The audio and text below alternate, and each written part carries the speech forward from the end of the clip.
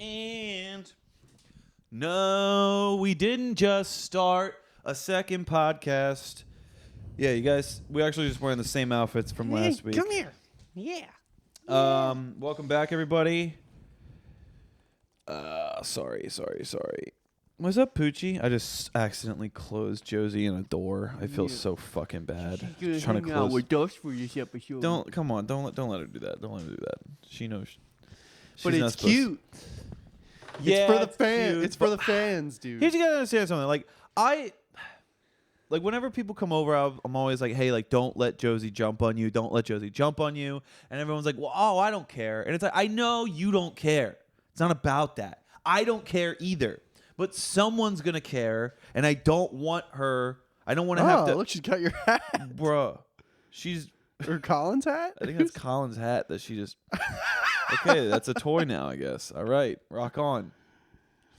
She has Colin's "Be a Good Person" hat. I'm not gonna let her chew that. Hang on. He actually wears that all the time.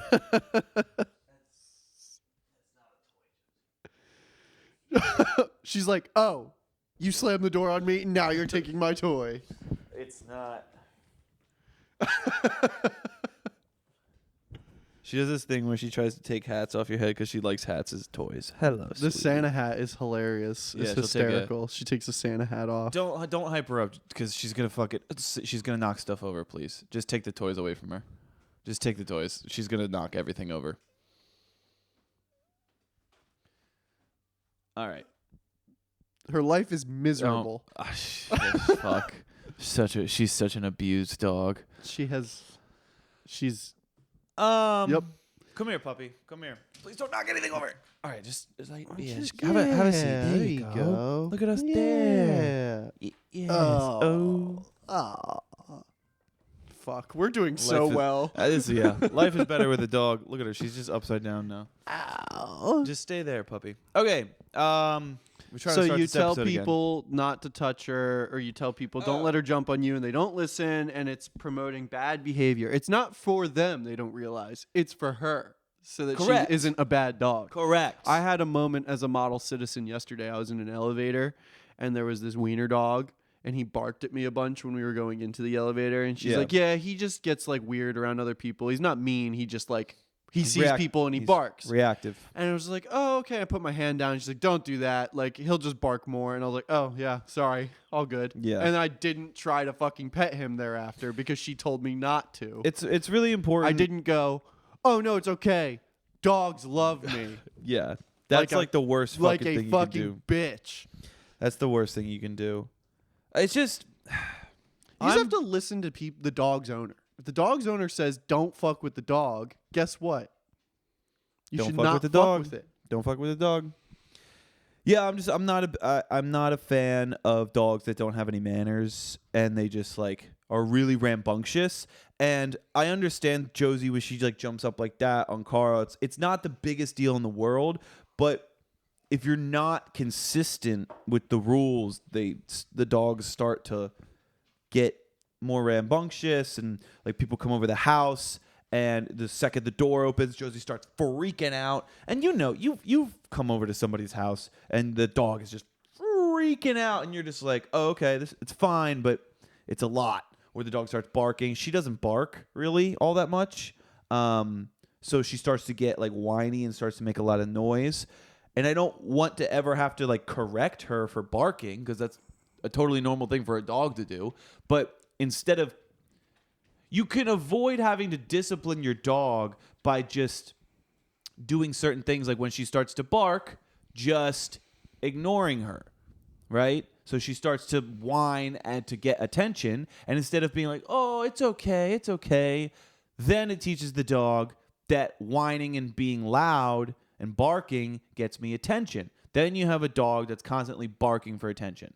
Then you have to, I wouldn't do this, but then people put things like shock collars on them to get them to stop barking. I don't necessarily love that just because I don't think barking is that big a deal. You can avoid the dog barking for attention by being very, very consistent from day one. Just whenever that dog starts to whine, just turn away. Just turn. If that's like a non-positive, it's not positive punishment. That's giving punishment. It's actually negative reinforcement, taking away the attention. You know what I'm talking about? Oh, I know what you're talking about. Yeah, I'm dog. talking about classical conditioning. Yeah. You got to know about it. Anyway, You just have to reframe how you think about things. You can't be reactive to bad behavior because then they get the reaction out of you that they're trying to get by having bad behavior. you got to understand that dogs have a hard time. I'm talking like I'm fucking Caesar Milan over here, but you get dogs they're not they don't know what's good and bad. Yeah, they they just can't- know behavior followed by like reinforcement or non-reinforcement, right? Yeah. It's just like, oh, I whine and I get attention. If So- they don't know that they're going, shh, no, be quiet, be quiet. Yeah, they don't speak fucking English, guys. God. Yeah. So if you go, it's so sweet and cute of you, but can you please stop barking? They just hear, she sounds like she's being nice to me because I'm barking. So Correct. I'm going to keep barking. Correct. Now, this is all coming from when I was doing a lot of research on dog training before I got a dog. But now my entire Instagram and TikTok feed is just filled with the most putrid brain rot out there. You Oh, know yeah? how many fucking talk to a podcast memes I get? That's crazy. them all the time. Well, it started off because Max and I, our buddy Max, were talking about the Talk to a podcast. And he was sending me Talk to a memes Why? as like a meme. Like it's like a joke. Okay.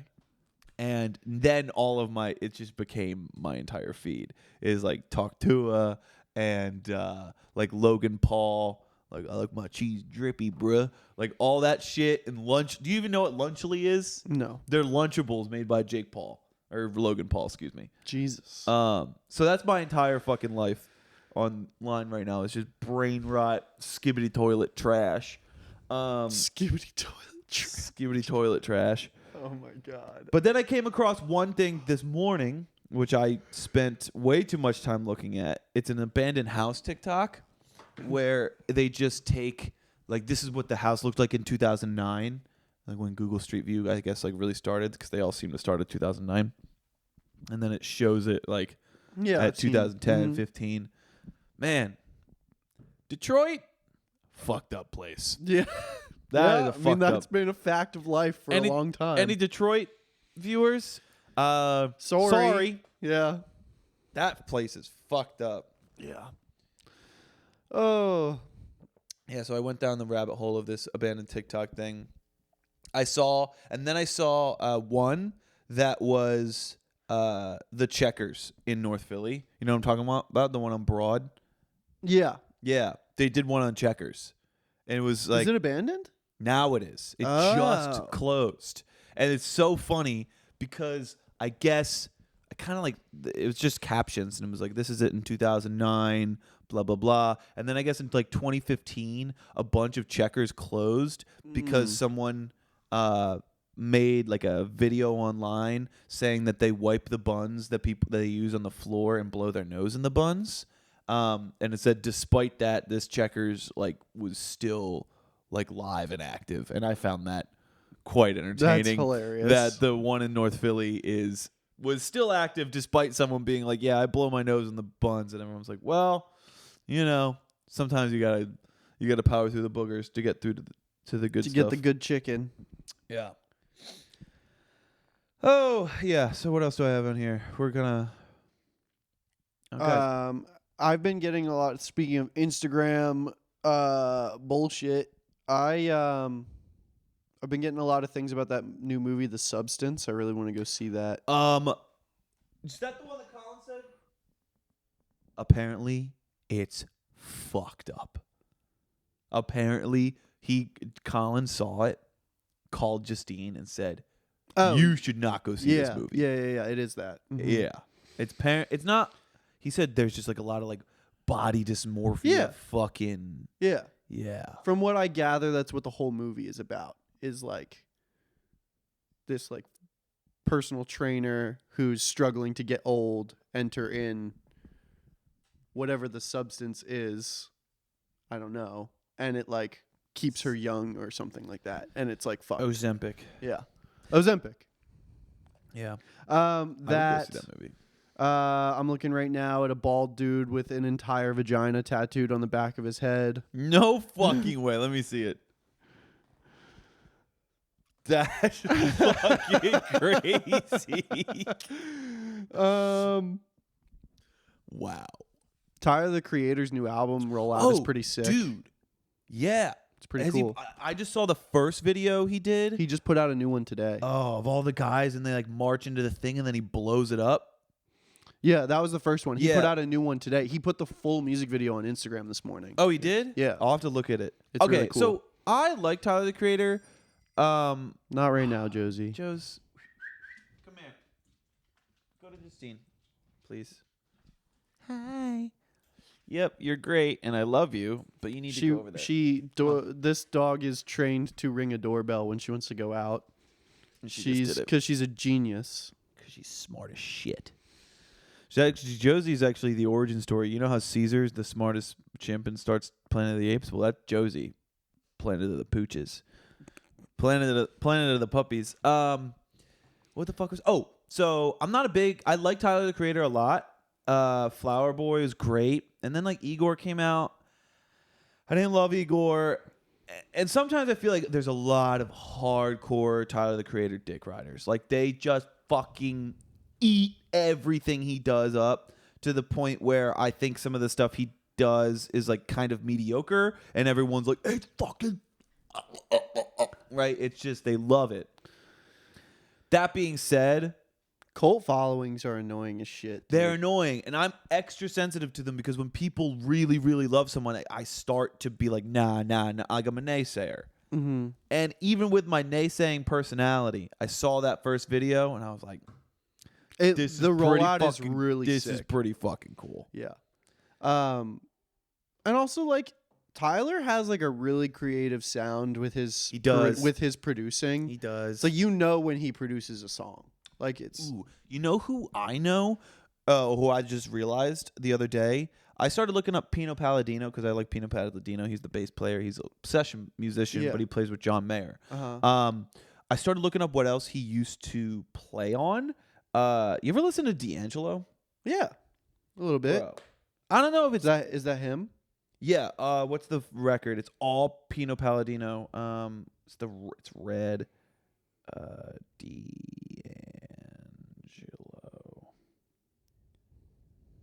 Yeah, Voodoo. That's all Pino Palladino. Interesting. There's a lot of Pino Palladino. Anyway, I was listening to Voodoo, and I don't know much about the R&B world. It's just not my favorite genre. But I was listening to Voodoo, and it's the production and the way the vocal stacks are. It's Kendrick. It's very Kendrick Lamar. Very like yeah. You know. Mm-hmm. I do know. Anyway. You were saying Tyler the Creator has a very I just think creative, it's like he has a really like non-linear way of producing a song and arranging a song, which is cool because like he's also put a lot of effort into making that like the forefront of his brand. Like he is producing, arranging, and composing 100% of his albums. He wants to get into like film scoring and shit like that. He talks about it all the time. And it's cool because like whether or not it's your cup of tea, you can't deny that he's doing like a unique take on like just music as a whole. It's definitely you unique. know? Nobody makes like songs or beats, whatever you want to call it, that sound like Tyler the Creator that are as successful as him at doing that sort of style. Yes. You know, I mean, I'm sure there's people ripping him off now. I'm not denying that. Well, Because whenever anybody is successful, they get ripped off like crazy. Well, yeah.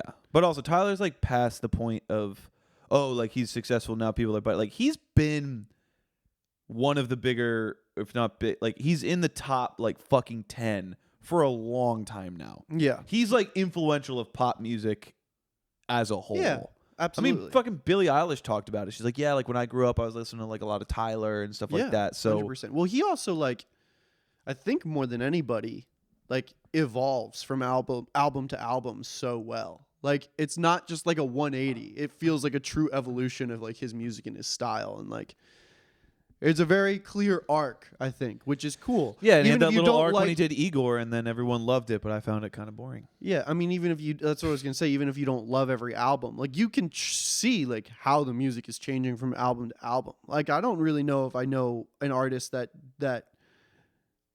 feels like their entire repertoire is one big body of work as well as him today at this day and age. Like, Really?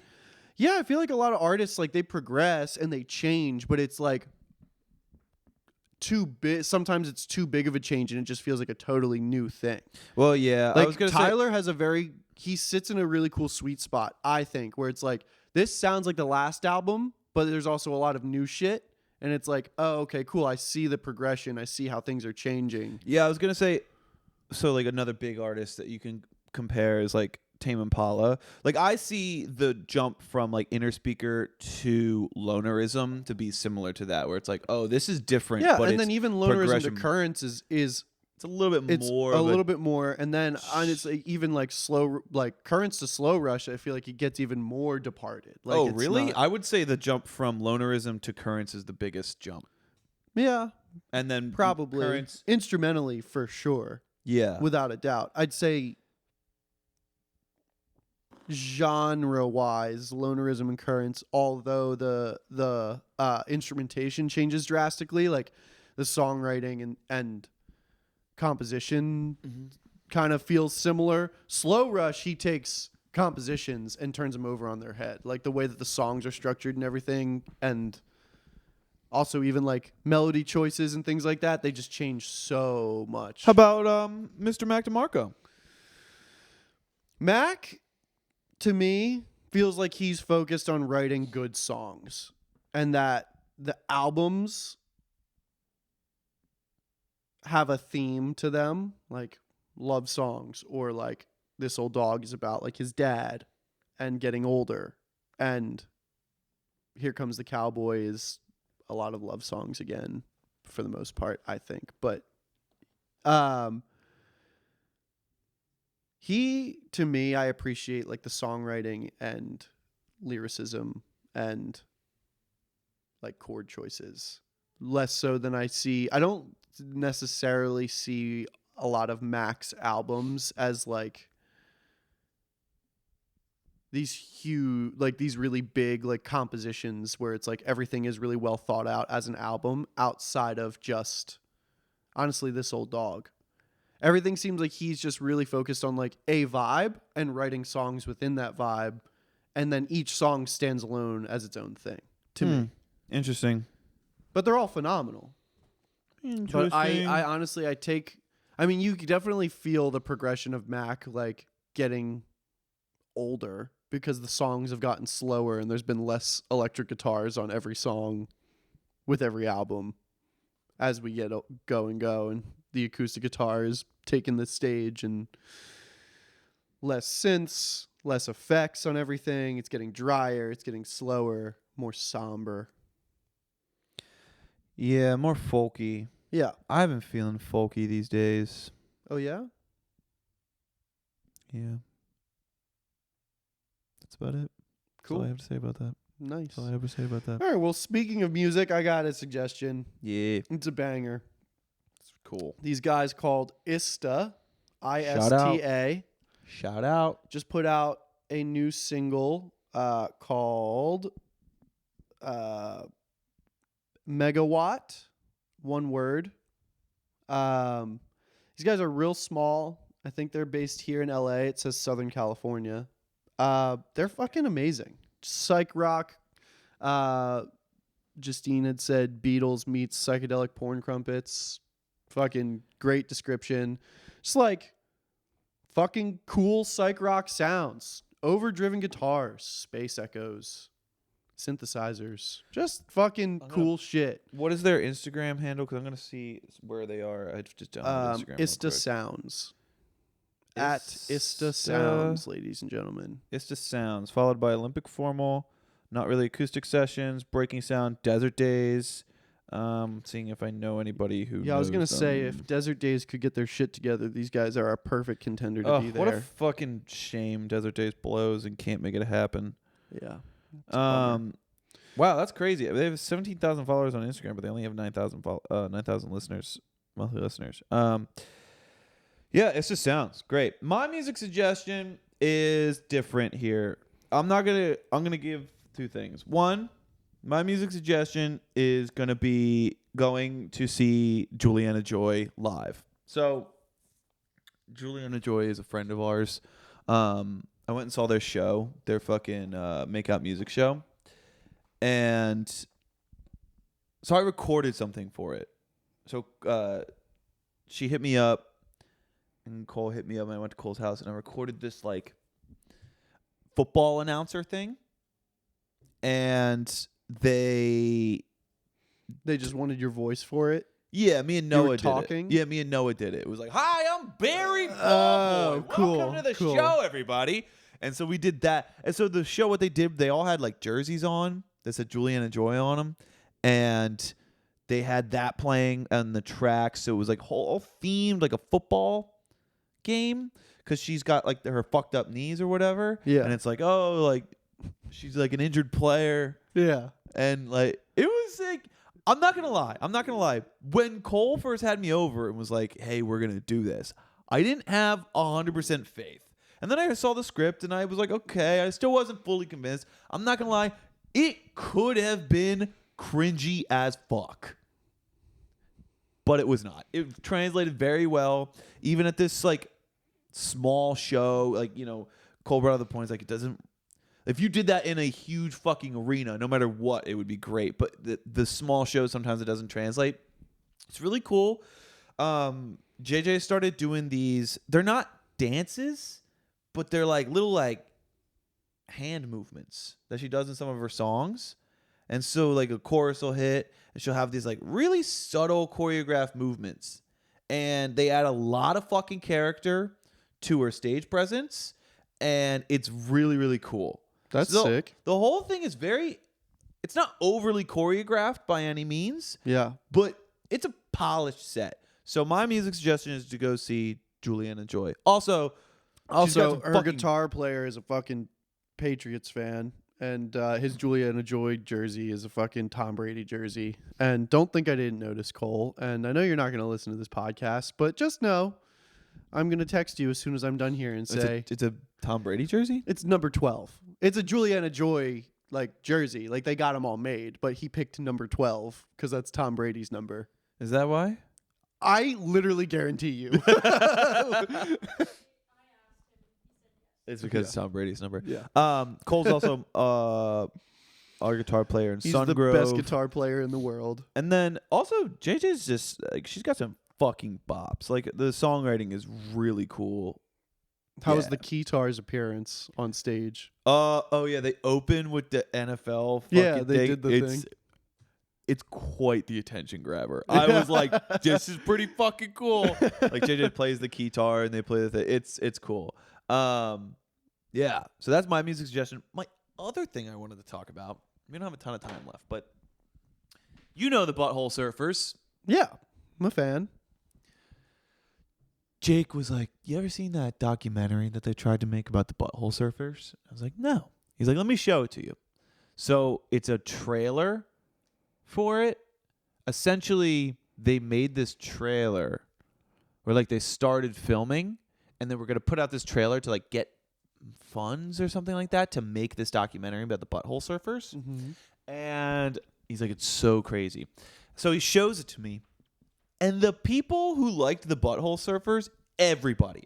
In this fucking intro, Dave Grohl, Henry Rollins, Flea, and then there was like one or two other people that I recognize, but I don't know their names off the top of my head. They're all like, yeah, no, the Butthole Surfers are like the best. And it's like, you know, Nirvana wouldn't have existed if it wasn't for the Butthole Surfers. And Flea's like, no, like the Butthole Surfers are like a huge influence of mine. Henry Rollins is like, the Butthole Surfers are the fucking shit. So the Butthole Surfers, they're this 90s band. They got really big by making a song that was kind of just making fun of Beck, Beck's Loser. But what I really loved / found quite concerning in the best possible way, they went to Lollapalooza one year and the lead singer threw up water bottles over the crowd and shot them with a shotgun. Whoa! Now, I think it was salt, is what somebody told me. Oh, that would make sense. But I think it was just. But somebody else told me it was just birdshot. No. No fucking way. Well, let's put it this way: they weren't invited back to Lollapalooza. I don't think that you can fire any kind of round, salt, birdshot, buckshot, rubber, and get invited back to a festival. They threw water bottles over the crowd. I don't think you can discharge a gun on stage and ever be invited back. Yeah, it's fucking wild. Yeah, they're sick. Yeah, I confused Butthole Surfers with Viagra Boys though. Jake was talking to it, and I was like, "What the fuck is that one song?" And I was thinking of Sports by Viagra Boys. But yeah, the Butthole Surfers. Their lore is interesting. Their lore is they're just trolls. They're fucking trolls, really. OG trolls, though. OG trolls. They were trolls before the term trolling was real. I will say though, speaking of trolls, have you seen? Obviously, it's like it's probably one of the biggest videos Nirvana has. But like when they got told that they had to overdub their song for BBC or whatever, and they're just like, Dave Grohl is just not playing the same drum part, and the song's playing. Yeah. That's cool. Kurt Cobain swallowing the mic. That was pretty cool. I feel like trolling has really hit a peak though. I feel like whenever I watch like old videos, like I was watching like the Nardwuar interview of Butthole Surfers, and it's kind of interesting. Nardwuar does this really interesting thing where he just powers through, and Nardwuar's so strange that it breaks down the trolling. You know, they're trying so hard to just be trolls and just be silly, and he starts asking them questions about this is where the lore gets weird. Fucking girl that went missing after one of their shows, and apparently she was last seen like going home with their drummer or something like that. Jesus. Yeah, and they get like shooken up, and they're like, and you see the facade, like. Do you think Nardwuar did that like combatively? Like it felt a little combative, yeah. That's crazy. Yeah, Nardwuar's. I bet Nardwuar. He's kind of a fucking savage. Like he's very silly, but that's just his persona. That guy in reality is probably hard as fuck because he's like, I'm gonna get to these fucking people. Yeah, and he puts on this smiley thing, do whatever. Yeah, that dude's like a killer journalist. Like he asked the Butthole Surfers if their drummer killed somebody. Yeah. At least I think that's what happened. I have chills right now, dude. Nardwuar is like scary. Nardwuar's the fucking goat. Yeah. Dude. No, he is the fucking goat. You seen the Sonic Youth interview? Mm-mm. They beat the shit out of Nardwuar. What? Yeah. He gives them a gift. They break the record and then they beat him up. Why? Because they're fucking assholes. Damn. Yeah. And then he confronts them years later.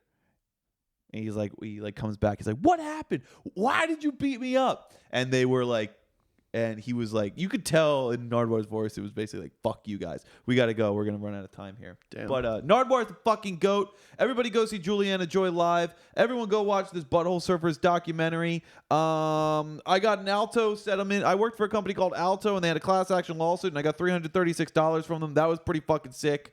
Go listen to Ista. Follow them at Ista Sounds. Ista Sounds. ISTA. We gotta go. We're gonna run out of time. Goodbye, everybody. Subscribe. See you next week.